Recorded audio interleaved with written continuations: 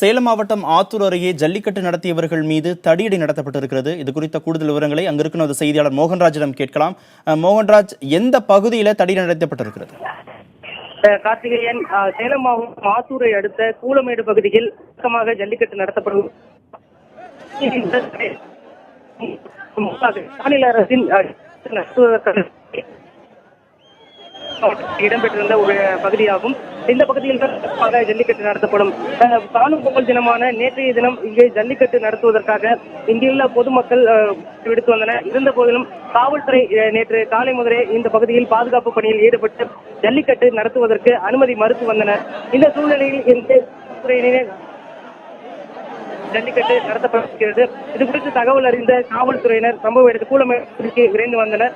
அப்பொழுது அங்கு கூடியிருந்த மக்கள் காவல்துறையினை வெளியேறுமாறு அறிவுறுத்தியதன் பேரில் காவல்துறையினர் கலைப்பதற்காக தடியடி நடத்தியிருக்கிறார்கள். இதன் தொடர்ச்சியாக இந்த பகுதியில் பொதுமக்கள் கூட்டமாக குவிந்து காவல்துறையிடம் பேச்சுவார்த்தையில் ஈடுபட்டு வருகிறார்கள். அதாவது தடியடி நடத்தி காவல் கண்டனத்தை தெரிவிக்கும் பொதுமக்கள் தங்களுக்கு முறைப்படி ஜல்லிக்கட்டு நடத்துவதற்கு அனுமதி வழங்க வேண்டும் என்று கேட்டிருக்கிறார்கள். தற்பொழுது காவல்துறையின் அனுமதி மீறியும் அவர்கள் காளைகளை அவிழ்த்து விட்டுள்ளதால் கூலமேடு பகுதியில் தொடர்ந்து ஜல்லிக்கட்டு நடைபெற்று வருகிறது. கார்த்திகேயன், தற்போது சுமூகமான நிலை எட்டுவதற்கான வாய்ப்புகள் இருக்கிறதா? காவல்துறை தரப்பில் பேச்சுவார்த்தை நடத்தப்படுவதற்கான சூழல் இருக்கிறதா?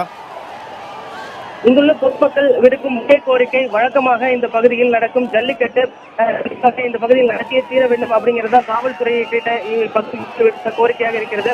தொடர்ச்சியாக பல முறை காவல்துறை அறிவுறுத்தியும் தங்களுக்கு அனுமதி வழங்க வேண்டும் என்று பல இட தடையை மீறி ஜல்லிக்கட்டு நடத்தப்பட்டிருப்பதால் வழக்கமாக நடக்கும் கூலமேடு பகுதியிலும் கண்டிப்பாக ஜல்லிக்கட்டு நடத்தப்பட வேண்டும் அப்படிங்கிற ஒரு கோரிக்கையை தான் காவல்துறையினர்கிட்ட பொதுமக்கள் முன்வைச்சாங்க. அந்த அடிப்படையில் தான் தற்பொழுது ஜல்லிக்கட்டை நடத்துவதற்கு காவல்துறையினர் சிறிது நேரம் நடத்திக் கொள்வதற்கு அனுமதி வழங்கியிருக்காங்க. அதன் பேரில் பொதுமக்கள் அடிப்படையில் தற்பொழுது 2 காளைகள் அனுப்பிவிடப்பட்டிருக்கு. கார்த்திகேயன்.